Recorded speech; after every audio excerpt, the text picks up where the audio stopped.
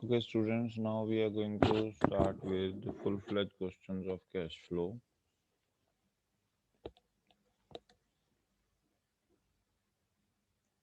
This is illustration number 32.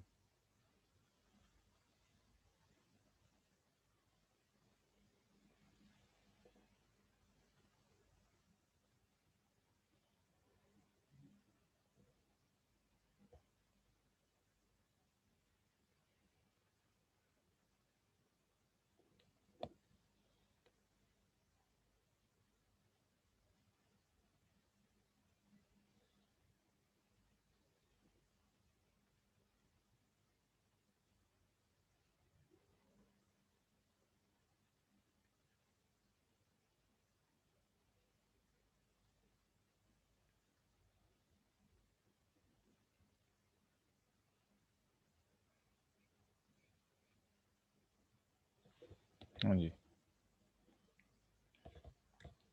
क्या है आपके पास? पहले तो नेट प्रॉफिट बिफोर टैक्स ढूंढ लें। टैक्स का कुछ नहीं है। देखो, आपके पास शेयर कैपिटल दिया हुआ है। फर्स्ट है, फर्स्ट में आपके पास नोट में सिक्योरिटी प्रीमियम रिजर्व है और क्या दिया हुआ है? Balance in the profit and loss. तो यहाँ पे नेट प्रॉफिट देख लेते हैं।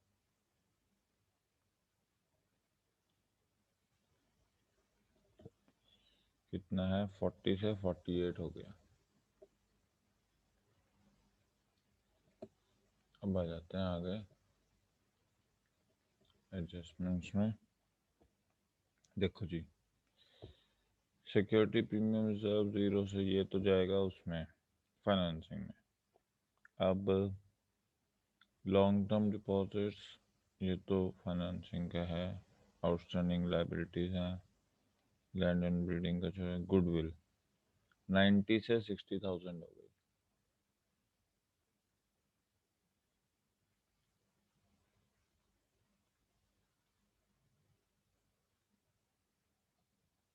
ओके, पेटेंट्स 15 से 7,000 हो गए।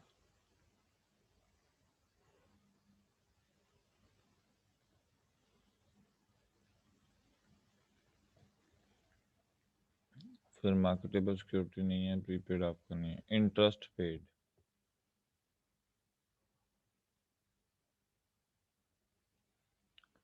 कितना है? 9,000। ओके जी, और क्या हो?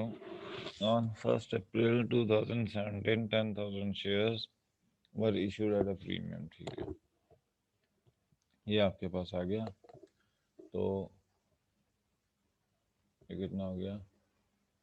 47,000। यहाँ 47,000 लिख दें। ये आ गया 55,000। ये है operating profit before working capital okay changes. ये है आपके पास। अब वर्किंग कैपिटल चेंजेस ले लेते हैं। वर्किंग कैपिटल चेंजेस में करंट लाइबिलिटीज आ जाओ। कितनी है? 75 से 90 हो गए ट्रेड पेबल्स।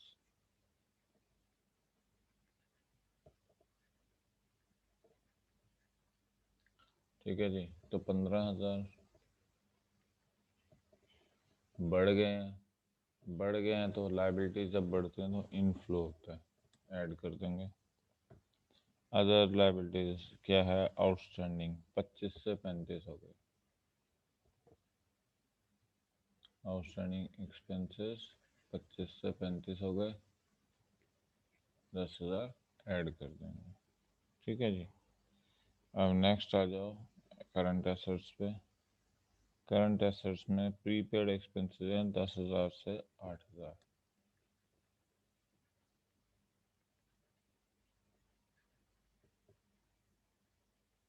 2000 ऐड कर देंगे। करंट इन्वेस्टमेंट तो मार्केटेबल सिक्योरिटीज हैं, ये तो उसमें चले जाएंगे कैश एंड कैश इक्विवेलेंट में।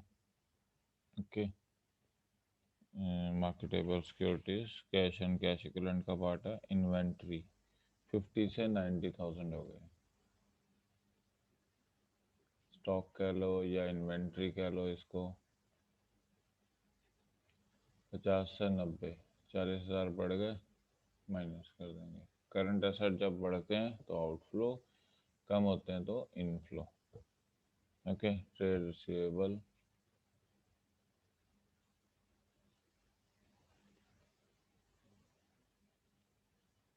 कितने हैं? 50 से 120, 70,000 बढ़ गए। Okay, cash and bank balance हो गया आपके पास, करंट एसेट्स हो गए, तो ये आपके पास टोटल आ गया 27 और 40 13 83।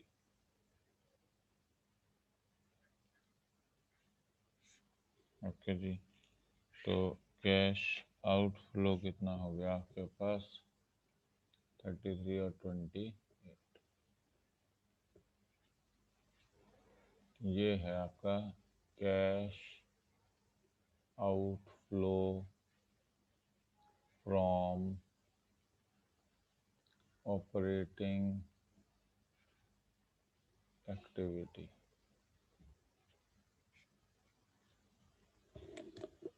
Okay,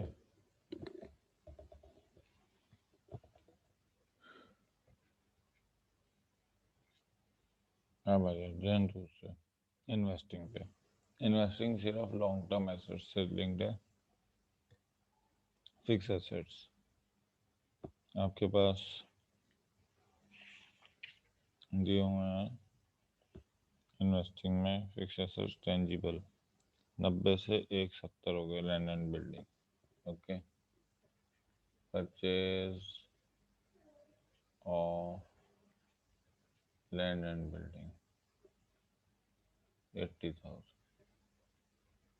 outflow. ओके, फिर आपके पास क्या है? इंटेंजिबल थे, ये तो उसमें चला गया। और कोई है? इंटरेस्ट लॉन्ग टर्म इन्वेस्टमेंट 40 से 65।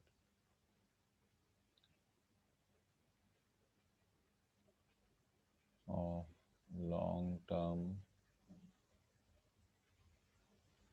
इन्वेस्टमेंट। ओके, और कुछ रह गया? नहीं, तो ये आ गया आपके पास 1,05,000। ये है आपके पास cash outflow from investing activity. ठीक है जी, ये आ गया आपके पास। अब आ जाते हैं हम फाइनेंसिंग पे। Share capital, issue of shares कितने पे इशू हुए? प्रीमियम पे 6%, 1,06,000। ओके, फिर उसके बाद लॉन्ग टर्म बोरिंग्स 50 से 95 हो गए।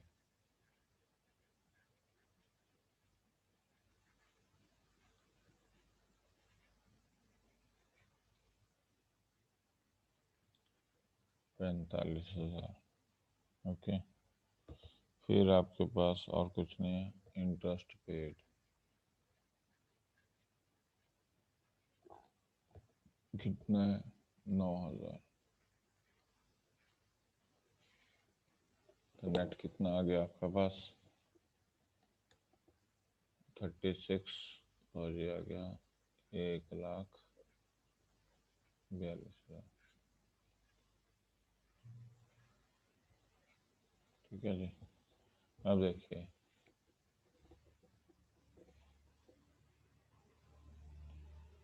तीनों का बैलेंस क्या आ गया, ए प्लस बी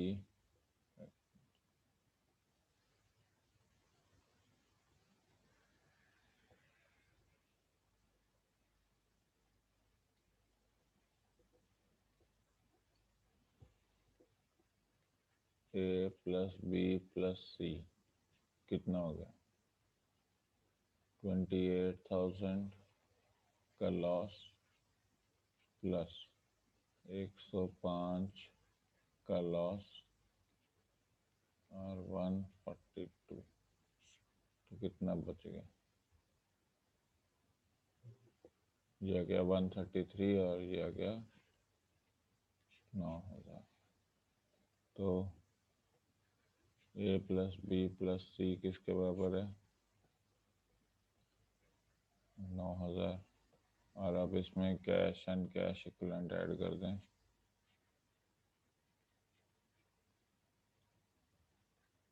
अब कौन कौन से हैं कैश एंड कैश इक्विवेलेंट आपके पास, cash and marketable securities. Cash कितना है आपके पास, opening opening cash and cash equivalent यहाँ पे लिख देते हैं, opening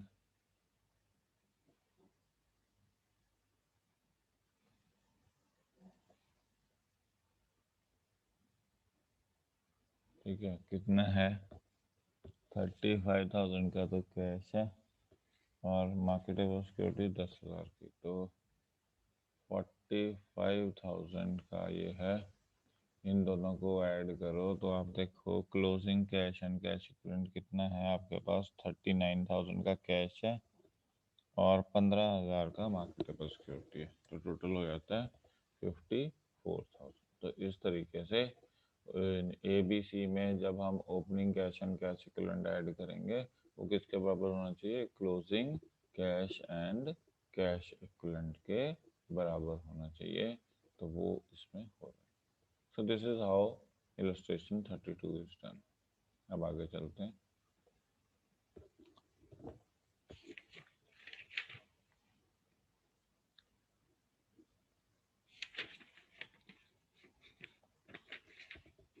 next is illustration number 34।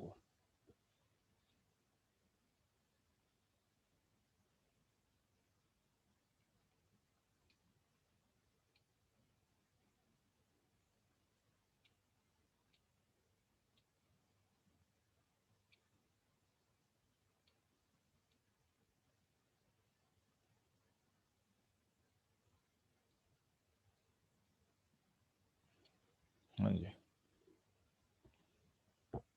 अब देखिए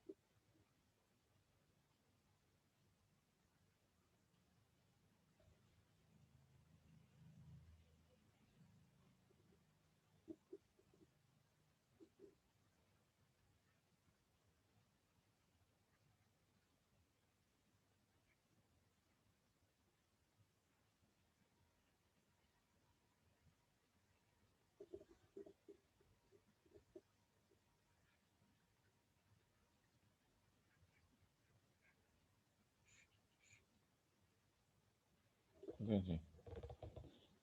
अब आप देखिए पहला है रिजर्व्स एंड सरप्लस, आपके पास दिए हुए हैं long term borrowing, bank overdraft, sorry short term borrowings, fixed assets, additional. देखिए रिजर्व्स एंड सरप्लस है 30 से 80,000, तो यहाँ पे लिख देंगे नेट प्रॉफिट, इसी को कहेंगे बिफोर टैक्स। कितना है आपके पास, टैक्स का कोई एलिमेंट है यहाँ, ये है short term provision for tax. Okay, देखिए पहले कितना है, रिजर्व एंड सरप्लस 30 से 80,000 हो रहे हैं, 50,000 तो ये आ गए प्लस टैक्स। ये है करंट ईयर का।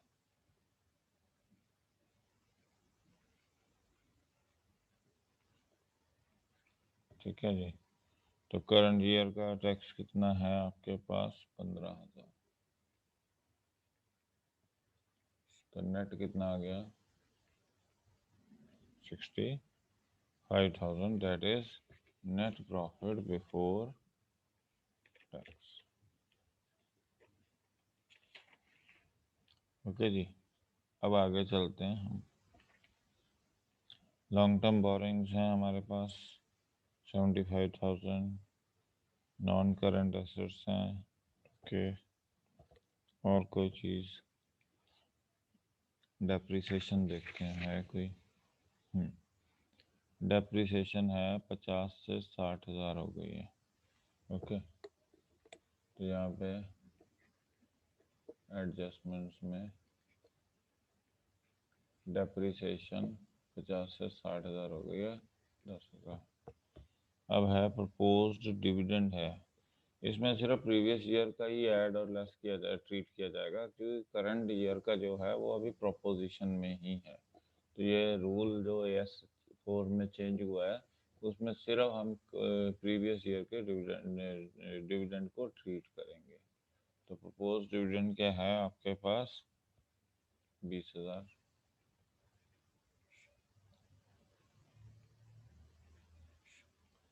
तो ये आ गया ऑपरेटिंग प्रॉफिट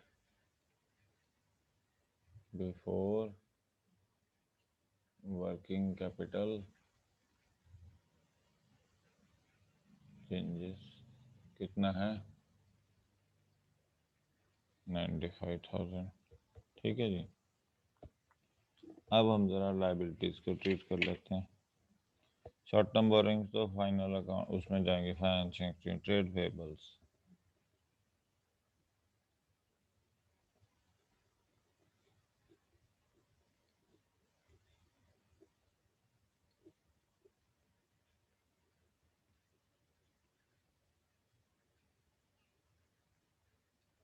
ट्रेड पेबल्स हैं 96 से 1,50,000, 60,000 और 6,000 और निकल गए, 54,000 ऐड कर दो। फिर है शॉर्ट टर्म प्रोविजंस, तो यहाँ पे अभी नहीं। करंट एसेट्स में आ जाओ, करंट इन्वेस्टमेंट। ओके, तो शॉर्ट टर्म इन्वेस्टमेंट है आपके पास, तो शॉर्ट टर्म इन्वेस्टमेंट तो चला जाएगी आपकी कैश एंड कैश इक्विवेलेंट में। ओके जी, तो current investment, short term investment,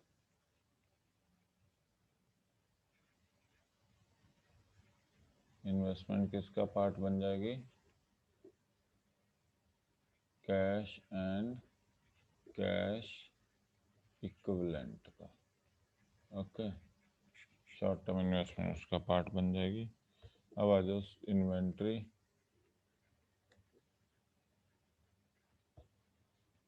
कितना है, 60 से 90,000, 30,000। ट्रेड रिसीवेबल्स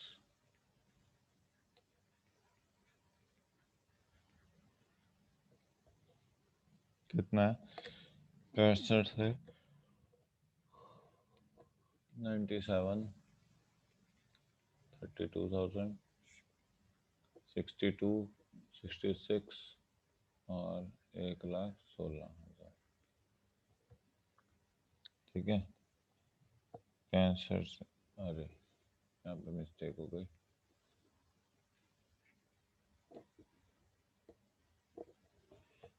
इन्वेंट्री कितना है, 60 से 90 माइनस होना चाहिए, और ये भी माइनस होना चाहिए।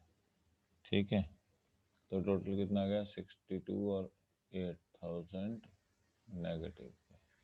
नेट कितना आ गया आपके पास? 87,000।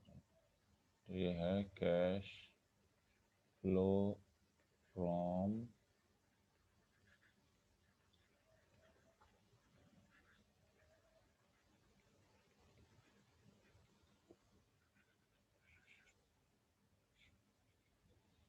ओके जी। तो ये तो पहला आपका आ गया स्टेप। अब आ जाते हैं हम, और इसमें से आपने अभी टैक्स रह गया है, माइनस टैक्स 12,000 का। तो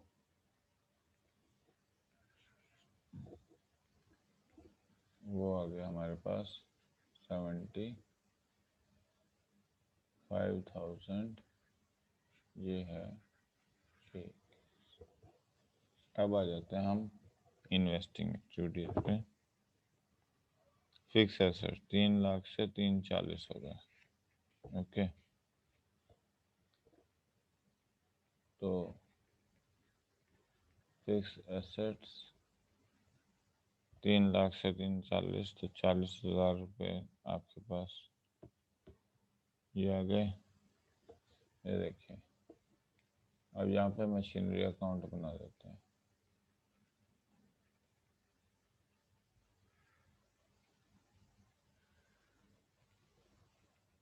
टू बैलेंस ब्रॉड डाउन कितना है? 4 लाख। और यहाँ पे बैलेंस कैरी डाउन कितना है? 3.5। ओके, और यहाँ पे डेप्रिसिएशन अकाउंट बना देते हैं।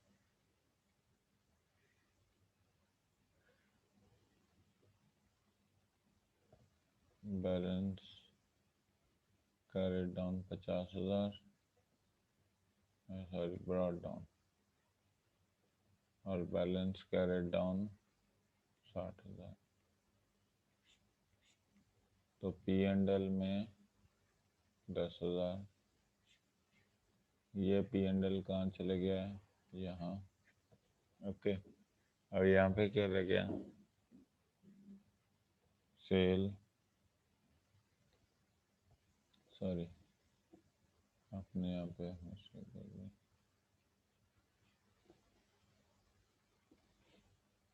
3.5 लाख की थी स्टार्टिंग की, और क्लोजिंग थी 4 लाख की। ओके, तो बैलेंस क्या आ गया? To bank 50,000। तो ये आ गया फिक्स एसेट्स परचेज कितने आ गए? 50। ओके जी, और कुछ है? नहीं। तो ये आ गया आपके पास आउटफ्लो फ्रॉम इन्वेस्टिंग एक्टिविटी। ये है इन्वेस्टिंग एक्टिविटी आपकी।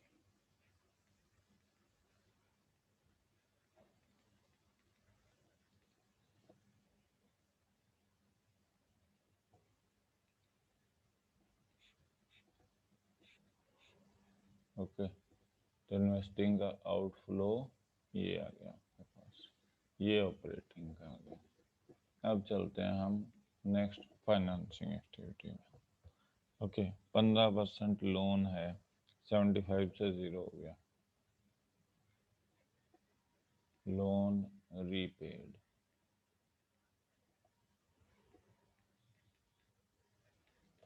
ओके जी, बैंक ओवरड्राफ्ट 37 से 25 हो गया। तो 12,000 पे ऑफ कर दिया। ओके, फिर आपके पास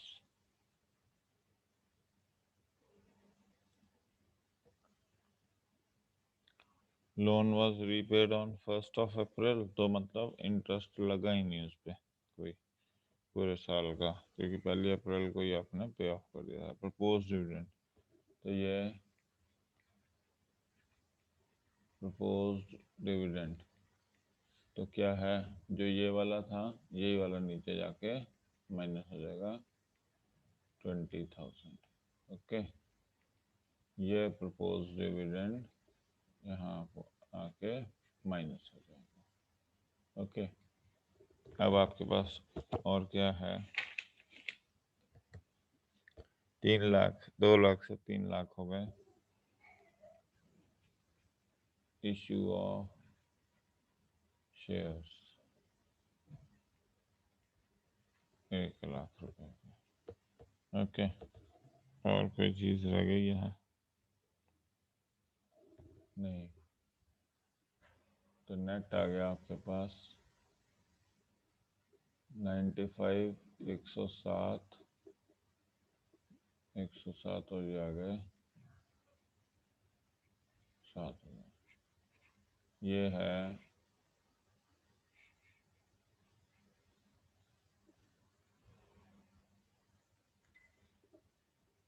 कैश आउटफ्लो फ्रॉम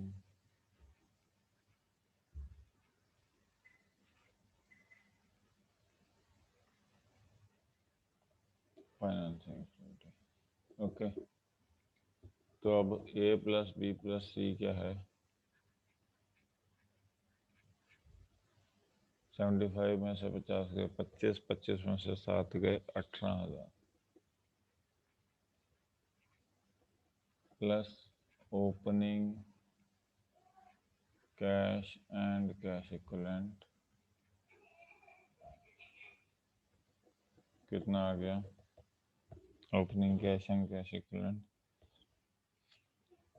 आपके पास देखिए 20,000 तो करंट इन्वेस्टमेंट है। कैश एंड कैश इक्विवेलेंट किसके बराबर है? 20,000 तो आपके पास क्या है, करंट इन्वेस्टमेंट, और 5,000 के क्या है, कैश का बैलेंस। ओके, और कुछ है? 25,000 इसमें ऐड कर दो तो कितना बचा? 43,000। ये तो है ओपनिंग,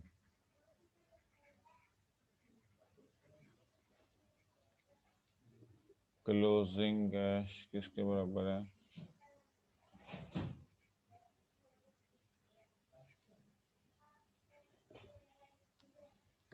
13,000 प्लस 30,000।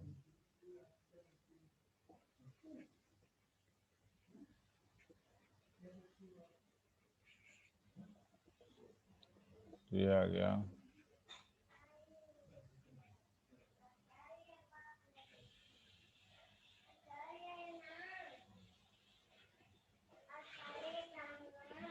तो ये इस तरीके से आपका इलस्ट्रेशन 34 हो गया। ओके जी, तो इस तरीके से हमने 2 क्वेश्चन कर लिए हैं। नेक्स्ट आपको नेक्स्ट लेक्चर में